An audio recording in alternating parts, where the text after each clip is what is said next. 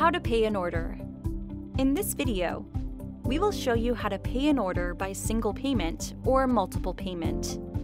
In the beginning, tap the order on table or tap Orders to find out the order. Click the order number to open the order. First, pay by single payment. Pay by credit card. Tap any of credit card button, Visa, Master, Amex, or Discover. Then insert the credit card into the chip reader. Run the transaction and close the order. Pay by cash. Enter the bill amount, then tap the Enter. Or just tap the preset bill amount.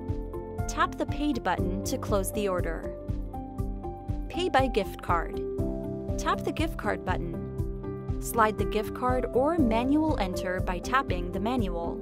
Enter the gift card number, then click Enter. Tap the Close button to close the order. Second, pay by multiple payment. Let's say you want to pay $12 by cash and the rest pay by credit card.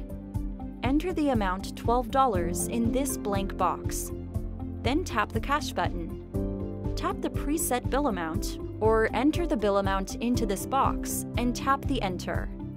Then click Paid to close the order.